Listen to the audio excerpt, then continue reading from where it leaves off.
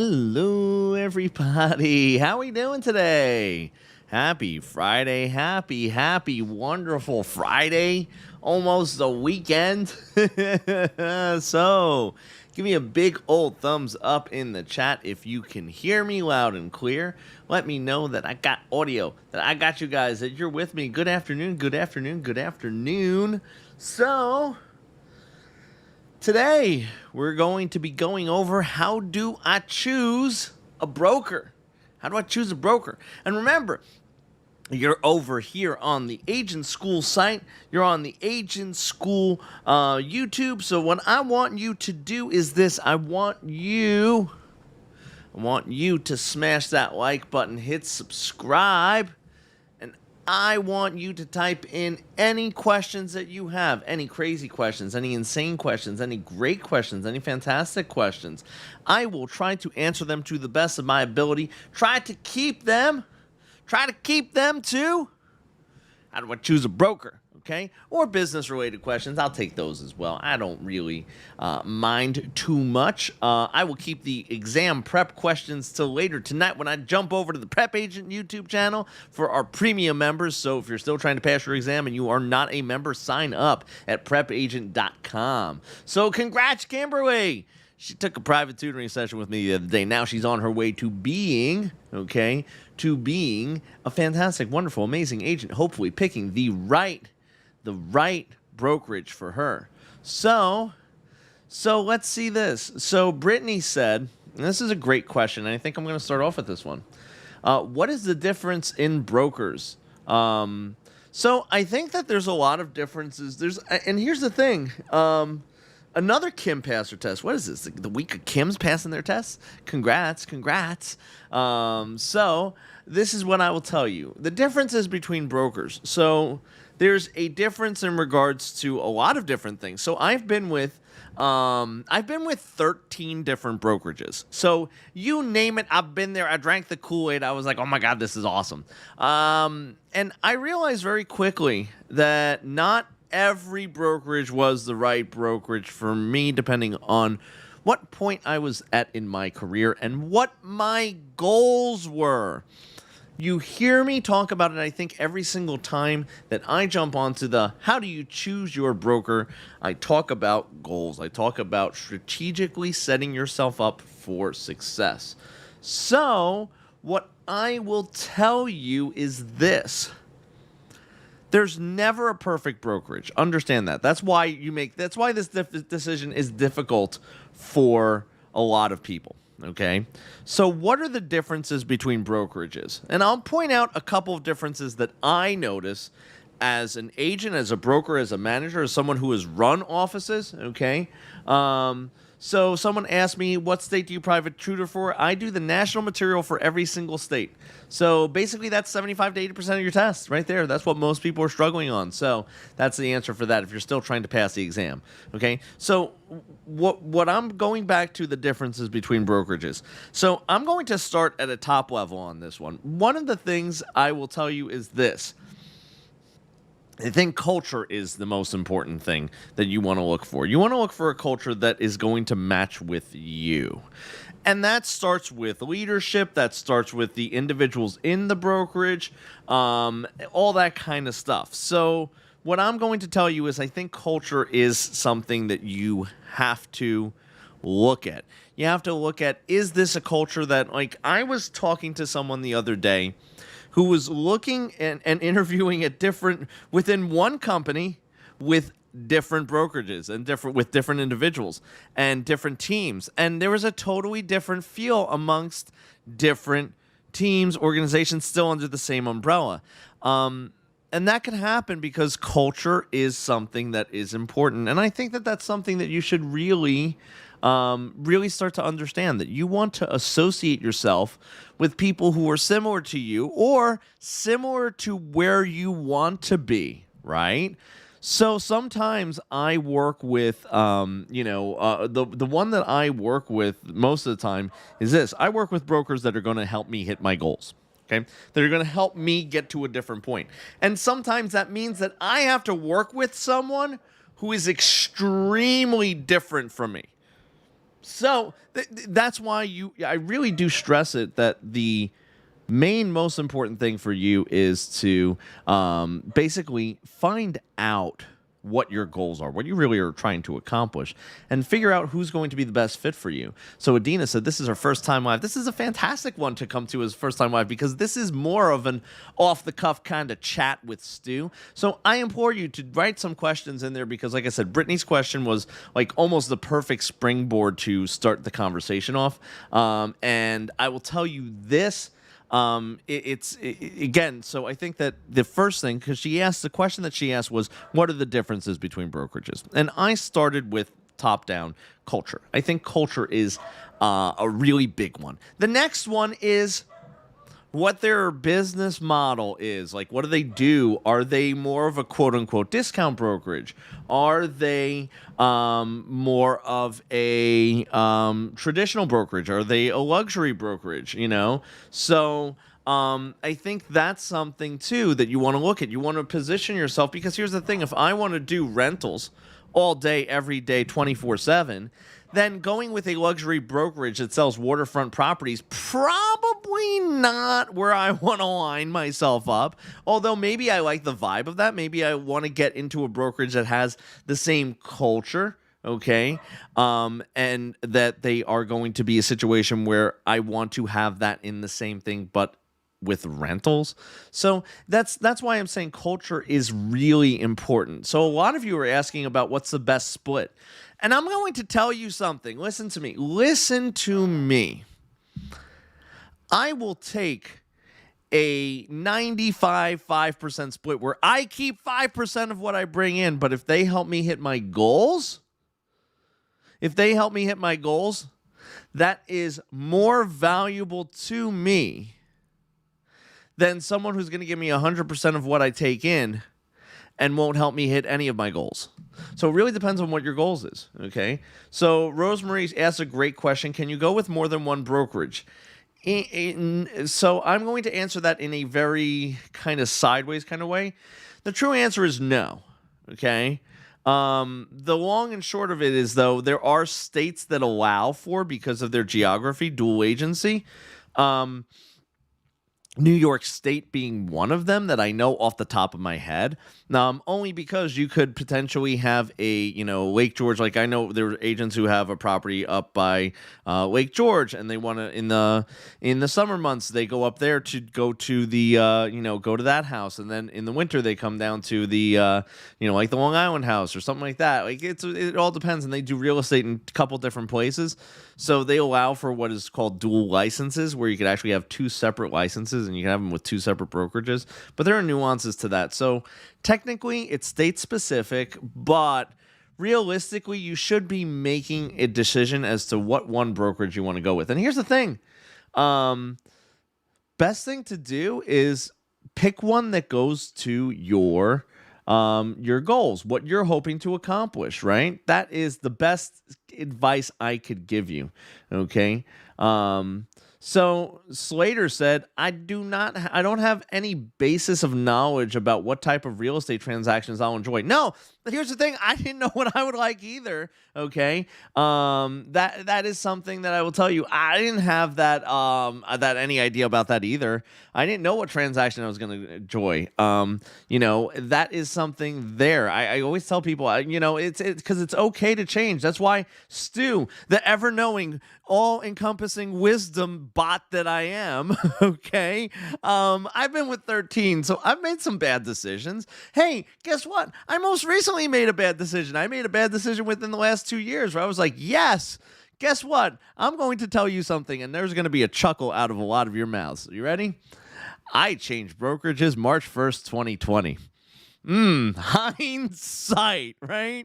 My business changed a whole heck of a lot kind of like 3 weeks later, and I was like, oh, fudge sticks. So yeah, I did that. And I went to a brokerage. And what's really funny, March 1st of last year, I went to a brokerage that I said I vowed my entire career I was never going to go to. And then what happened was the culture of the office, the individuals within it, I was like, okay, yeah, they're offering me a great package. And then quickly the package went poof with lockdown and all that kind of stuff. So yeah, I mean, things change, and I think that you should be open to that. You should be open to the fact that even with all the wisdom that you will have, your goals might change, and they should. You should be growing in your career. You should be constantly reassessing. That's why I say have goals. So of course, you guys always ask a lot about a lot of brokers are shifting to a virtual model.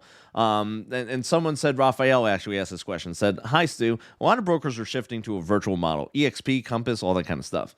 Although they offer decent online training, do you think it's a good fit for new agents?" Great question. I think that any brokerage could be a good fit for a new agent. Depends on what you're looking for. If they offer what you're looking for. So also too, I always say with the virtual brokerages,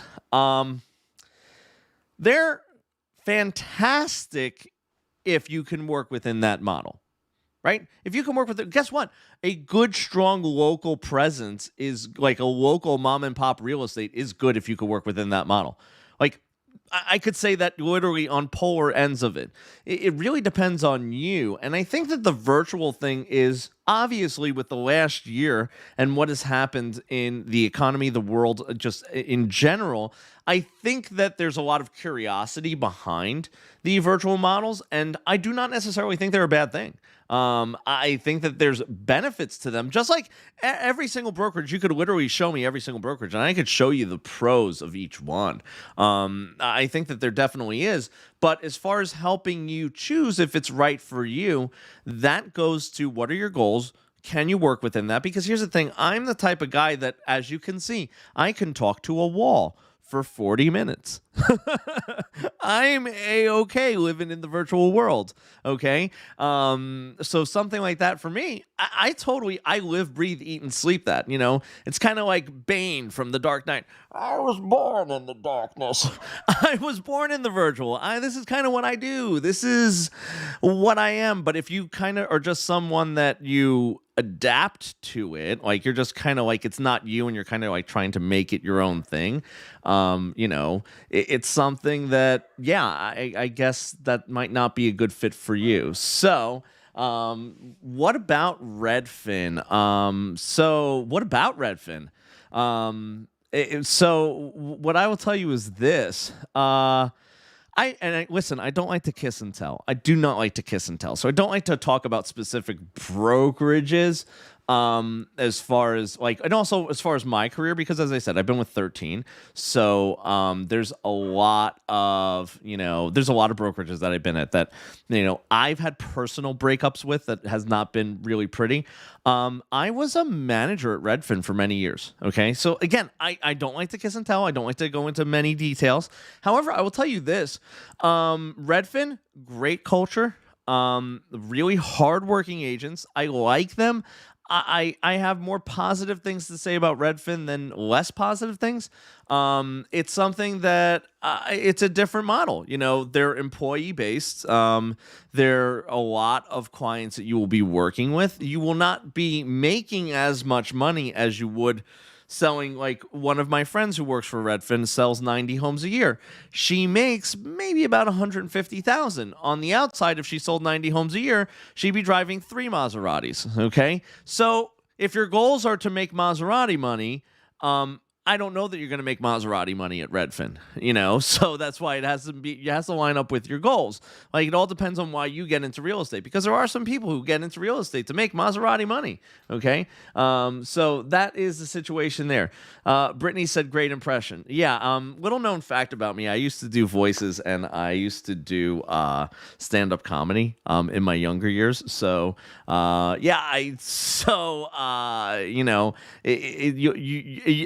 one day maybe I'll give you guys a little bit of that. I didn't know that I was going to do the Bane voice today, but that's I figured I'd throw that in there because I thought it was a really good one, a really good analogy. Do you recommend Redfin? Are they good for beginners? Sure. There's a lot of beginners that did really well at Redfin. There's a lot of beginners who burned out really quickly. That's really... That's a personal thing. That's more a you thing than a Redfin thing.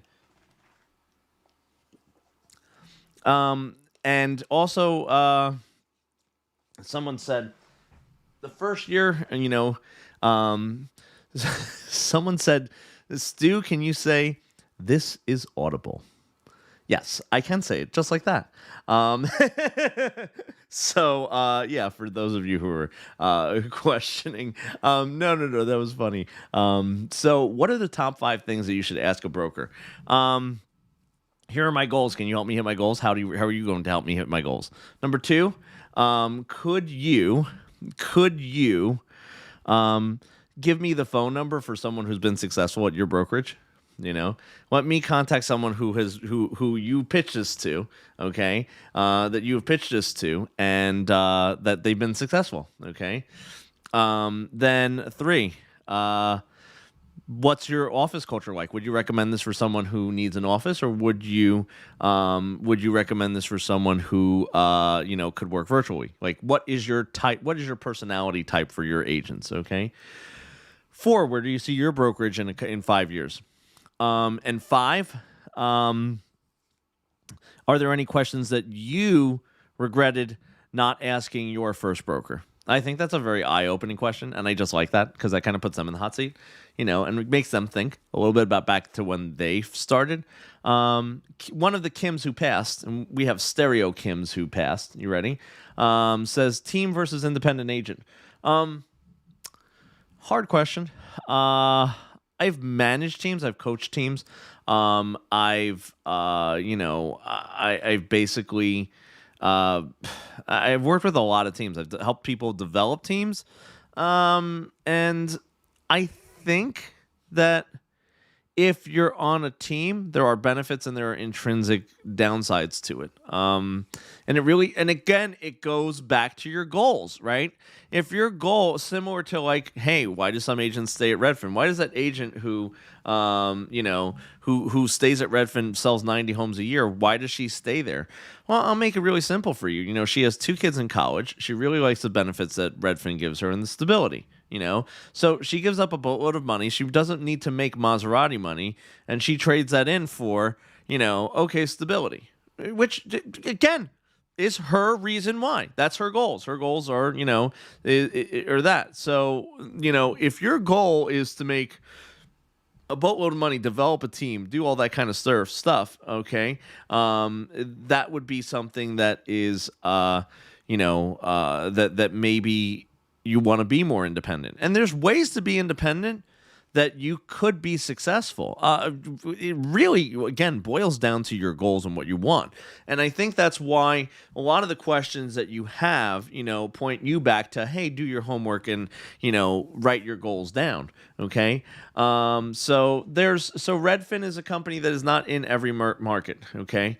That is the situation there. Can you elaborate on the benefits versus the downsides of teams versus independent? So I think some of the positives of teams are that you have that support structure. And I think that support structure, that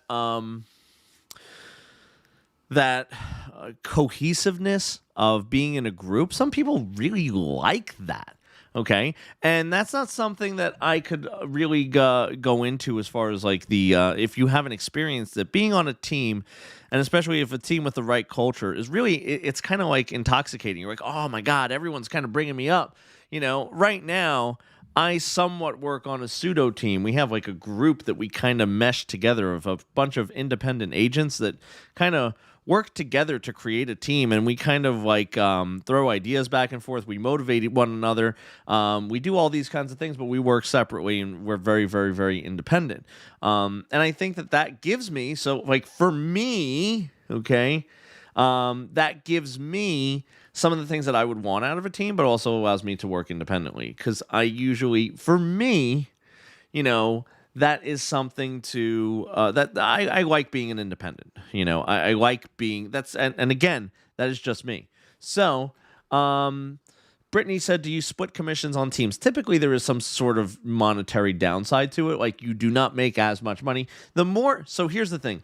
The more support and the more support systems that are in place, those support systems cost someone money. So the more tools you have, the more money that costs to buy into the system. If you need those to hit your goals, then yes, you'll probably have to succumb to that fact. The less that you have and the less overhead that you have, the more that you get to keep in your pocket, but that means the less support structure that there might be in place. So, Susie asks, can we go on the premise that everyone's goal is to survive the first year and learn as much as hands-on information? Then what do you recommend? Well, that depends what survive the first year is. And again, that's why I say to you, it's very important. For some people, surviving the first year means I need to make 70,000. For some others who are like when I was 19 in the business, the situation was this. I didn't need a whole heck of a lot of money to survive. So bottom line is surviving the first year of business looks different to everyone else. That's why I'm saying to you guys, you have to answer that. There is no generalized answer that I could give you that would say survive the first year. I think the training is important. I think the training and mentorship is important, is key to success for a lot of people. But what happens is this. Let's just throw everything into a pot now. Every single brokerage in the country offers some sort of mentorship and training. Every single one. So now what? Like, now how do you differentiate them? And that's what I'm saying to you. Like, surviving the first year is so different for everyone else, because again, like if I said to you, that's why I'm saying to you, you have to write down your goals. If your goal is, I need to make $150,000 this year, guess what? You need to work backwards from that. You need to figure out and break it down to your daily goal, and then go to your brokerage and say, here, this is what I need to do. This is the tools I need to do. This is what I need to be successful. And if they see a detailed thing like that, that is a situation there. It's something to, And someone said, Brittany said, first year, make enough to get out of debt. Yeah. So your debt, is going to be that, So Susie then said to me, can we go on 70,000 a year? Who do you recommend? That is, again, every single person in this chat is going to go to a different brokerage. And I'm never, ever, ever, ever, ever going to recommend a brokerage to you until you know exactly. So what I would say to you then is this. How do you plan on working? How many hours a day do you plan on working, right? What kind of tools do you think you do, that you need, so you have to break it down to your daily. So then I would come back to you as a broker interviewing you, Susie, and I would say, so how many hours are you going to work each week? What is it that you like to do? Tell me some of the things. How do you picture yourself getting to 70,000 a year? How do you picture yourself doing that? Okay. So that means you have to ask those questions of a broker. It's a lot of questions that are personal, a lot of questions that I can't tell you. Like I said, what I will tell you is there's a lot of options. Also, if you want to make 70,000 a year in real estate, you could be a transaction broker. You could be a transaction coordinator. What I will tell you is this: transaction coordinators, they do a whole bunch of different transactions for people. They charge, I think, $300 to $400, and basically you're a glorified admin. But my question to you is that what you want to do? So like I said, I could show you ways to make $70,000 with a real estate license, 100%.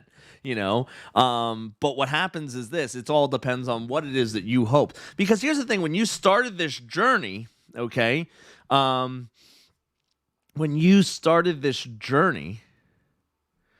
you had a reason why you wanted to do that. So that's, I think, the question that I have for you. So Susie, you're asking me a lot of specific questions. I want to ask you, why did you start in this business? Why did you start in this? What was your dream future? Like, okay, you signed up for real estate school. Yeah, and you know what? If you want to make Maserati money, then get with people who are making Maserati money. So Susie, if you want to learn the business this year and then kill it next year, basically get with someone who has that, has that vision. That is the situation. So someone said, I think you guys should consider offering tutoring for those of us who want to help choosing a brokerage. Yeah, so I mean that's something that we'll definitely be doing, at some point in the future. I have no problem helping you guys out in the Facebook group, coming on and, like I said, answering questions like this. So if you want a place to learn the business, and also too, this is what I'm going to tell you.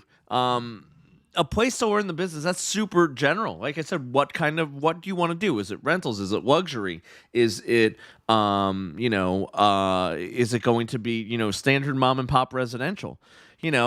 That's all different. Guess what? I work with some people across the country, and I type in luxury residential, and the brokerage that comes up is like the number one for luxury residential in a place in Ohio is totally different than what I would recommend out in Nebraska.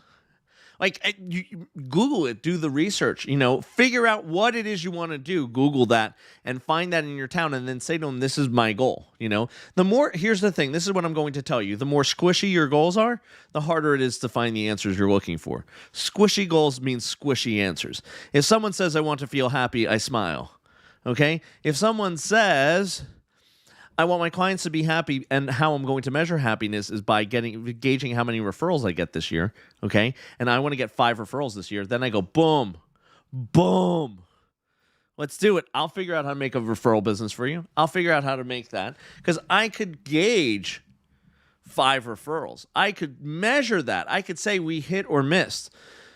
Brittany said goals should be specific. Absolutely. Squishy goals are for squishy people. We're hard knocks real estate agents. Squishy goals, okay, mean squishy answers. If you said to me, I want to kill it, what does kill it mean?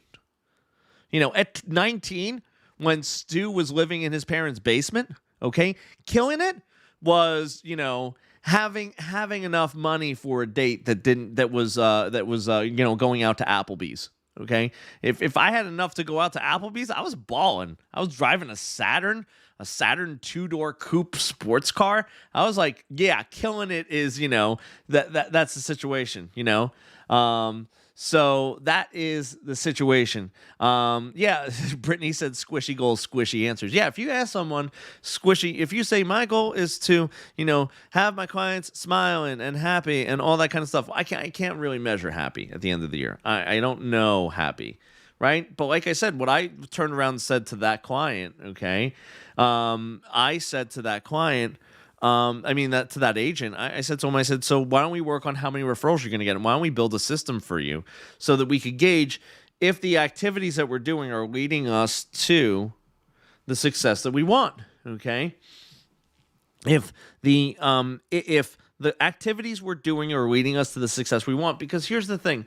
The reason why squishy goals stink is because at the end of a certain period, whether it be 6 months, a year, I cannot look back with squishy goals and go, was this plan successful or not? But with solid measurable goals, I could say, okay, this yielded 5 referrals. Here's how much this cost me. Does this make sense to do again? Okay. So, so Brittany asked, would you say stick with realistic goals as well? Of course, they should be smart, measurable. They should be attainable. I don't have a goal to, buy 30 houses by the end of the year. Unattainable. Okay. I can't do that. I don't have that kind of bankroll. Unless I hit the lottery tomorrow, I don't have that kind of bankroll. So that would be a horrible goal for me as an investor. But if I said to myself by the end of 2021, I want to increase my real estate portfolio by 1, that's super realistic. And I could start thinking about how I want to do that, where I want to go, and how I want to do it. Smart, measurable, attainable goals. Yeah, absolutely. And here's the thing. You could stretch them a little bit. But here's the thing. If you don't measure, if they're not measurable, you can't tell if what you've been doing is going to work. That's the whole thing. I constantly look at numbers. I constantly look at trends. I constantly look at, okay, I did this moved up. I did this moved up, So goals could be measured. Here's the thing. So Linda asked a great question. Goals have to be measured at the end of the year. They could be measured at any time period you want. Okay, so I was doing something for 4 months. I said I'm going to give this 1 quarter. Okay, and then at the end of the quarter I'm going to measure it. And at the end of the quarter I measured it and I said, okay, yeah, that is going out the window. I did not get what I wanted out of that. And then the person said to me, well, you should really go 6 months. And I said, I don't know that 2 months is really going to yield me the numbers that I want. So I quickly kicked it to the curb. It allows me to be lean, mean, an awesome fighting machine, okay? That's the whole thing. I learned a long time ago that there's so many systems out there, there's so many trainings out there, there's so many things that I could spend money on, okay, that I basically have to be smart and pragmatic in my approach in order to make sure and ensure that I'm not spending money on crazy things. Literally, I basically got to a point where I was spending money on every single. You could have pitched me anything, and I would have been like, "Yes, I need it." Like, okay, I'll give you a perfect example. And you have to understand, I got into real estate in 2004. I drove by a house, okay, and what happened was there was a sign on the outside of the house. Now, keep in mind, there's no Google, there's no anything. There was a sign on the outside of the house that said, "Tune your radio station to whatever AM station." And you could hear about the home. So I literally tuned to the AM station, and there was a radio receiver in there that actually played a loop of the guy's voice. So it was like this crackling, like, and he was like, "And this is a beautiful 4-bedroom, 2-bath Victorian home." And it was going on loop with like that crackle in the background. You hear that like of an AM station. And I go, "Oh my God, I need this talking house thing. I need this." I spent $3,000 on AM radio receivers that literally just collected dust. So yes, you can constantly chase things if you do not just realize, hey, this is not for me. I have to have measurable goals so I could say, hey, is this a good idea? Is this a bad idea? Okay. So congrats, Philip. I saw you pass your exam. Okay, that is awesome. So Mary said, and I hope I pronounced it correctly because I always get the IE and the Y. I always screw that up. So I apologize if it didn't. What method do we use to approach a broker to sponsor you? What I'll tell you is this. Just talk to them. They're human. They're looking for people probably. They want to work with people who are good for them. And here's the thing. Be weary of, like, one of the last things I'm going to tell you is be weary of a broker who would just take anyone, okay? Be weary of a broker who would just take anyone. Because here's the thing. I'm selective in who I choose to bring onto my team, my squad. Because here's the thing. You ready for this? If I spend all of this money recruiting someone and I don't feel that they're a right fit, okay, and that their goals match with mine, okay, that it's square peg, round hole, bottom line is they're probably going to make me no money. And if they make me no money, do you know how much money I make? No money. So bottom line is this.